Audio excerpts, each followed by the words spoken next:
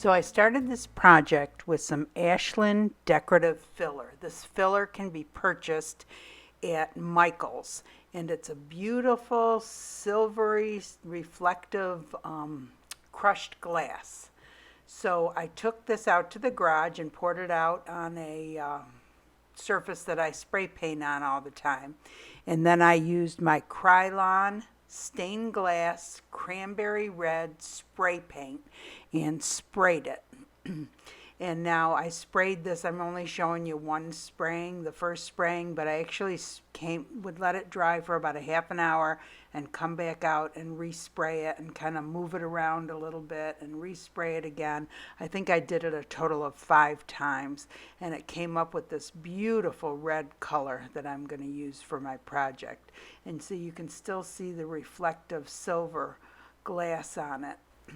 So to start with, I took this little tiny heart cookie cutter and cut out 6 hearts and then put them on the canvas that I was using to kind of map out exactly where the heart flower was going to go. And honestly, I probably didn't need those. So then I started with the first one and just dumped some of the crushed glass in it and mixed up some Mod Podge. I used gloss Mod Podge, and I used a half and half solution of that. So half Mod Podge, half water. And then I mixed it up real well. And then I just spooned it over the glass, and I let the cookie cutter sit there with the glass. I want to say I filled these up really high to the top, the glass, so I think I let each one sit there for about close to 10 minutes because I really wanted it to kind of take shape. And honestly, those goofy pieces of paper, I shouldn't have put them on there because then they started sticking and making a big mess. And so then I just went around and did the exact same thing, filled the little cookie cutter up with the glass up to the top, scooped about 3 spoonfuls of Mod Podge on it, and then let it sit for about 10 minutes. And as I went along, you know, I was getting little pieces of glass here and there and an abundance of Mod Podge, but I just kind of wiped it off and tried to get the little pieces of glass off. And I did this for a total of 6 flowers, and I think on the 6 flowers, 6 hearts, and on the 6th one I kind of messed it up, so I scraped it off and then started over again. But these were really filled to the top with the glass. And then I put a little brooch that I had in the middle. I took the backing off of it and stuck that right in the middle. So you'll see on the 6th one I way overfilled it, made a big mess, so I just knocked it all off and cleaned it all up, and then started again with another with the cookie cutter again and refilled it with the glass and the Mod Podge and let it sit there for, like I said, about 10 minutes before I removed it. Then I started just pushing the rest of the glass off and cleaning up the Mod Podge a little and kind of tipping it so that the Mod Podge would drip out because it had sat there long enough. And then I propped it up on something so that it would drain better. And I left it sit there for a few minutes, and then I tipped it the other way and left that sit there for a few minutes, and then just kept on kind of brushing the Mod Podge off and the little pieces of glass. And then I set it flat up on top of the cups and let it dry overnight.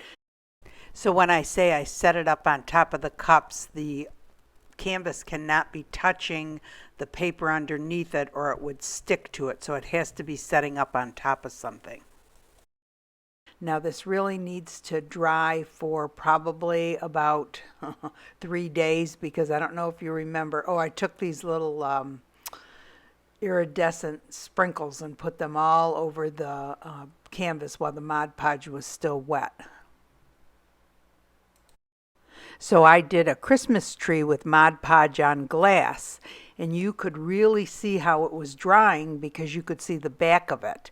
And you would have thought after 24 hours it would have really been dry, but if you look back on that video, I show you the back of it every day for like 4 days, and you can still see the Mod Podge being wet on the back. You can see it's still white, and at the very end you can see that it turns clear. So this really needs to dry. To dry thoroughly, it really needs to sit for 4 days. So after I was done with this one, I decided to make one more. But the main difference between this and the other one that I did is each of the cookie cutters I filled up just halfway with glass, whereas the other ones I filled it all the way to the top. And the last ones that I filled all the way to the top, I put 3 spoons of Mod Podge over it instead of 2 like with this one.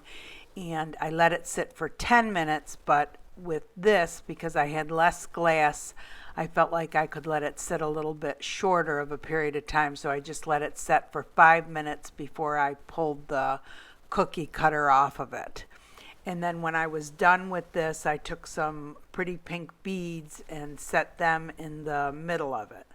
But then the next day I decided it needed a little something more, so I used some liquid nails, and I found some other pretty pink variations of pink beads and put those all in the center on top of the other pink ones. Then I started going through some of my stained glass pieces to make up the stem and the leaves for both of the flowers. And then I took something called liquid nails and attached each of the pieces to the board with that. Now you really could have done it with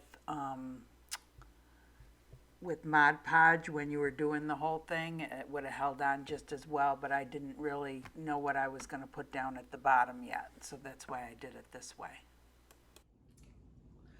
Okay, there's the 2 Mod Podge heart flowers. I think they turned out really cute.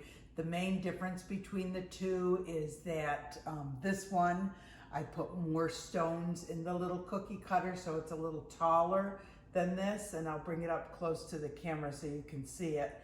And but besides that, they're both pretty much the same, and I think they both turned out cute. I'm going to show you. Whoops. Nothing fell off. A little glitter fell off, I think. So I'm going to see if I can put them side by side so that you can see just how tall they are.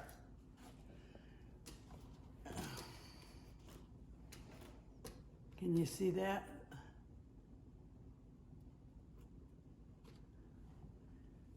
I'll give you a close-up of both of them.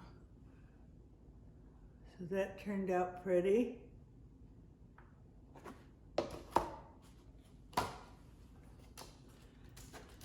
As well as this one. And you can see how glittery it is with that on. Now the Mod Podge will give it a sheen also, but you know, not as much as resin. So I think the trick with using Mod Podge is that, so with resin, you know, that dries and it really gives it a nice sheen, and it makes glass that isn't sparkly, sparkly. So with Mod Podge, you kind of have to choose glass that's already sparkly or add some sparkles to it. And this red glass that I had spray painted red had a silver, kind of a silver sheen to it on some sides of it, and that held. The red spray paint did not cover that. So you can still see it still sparkles.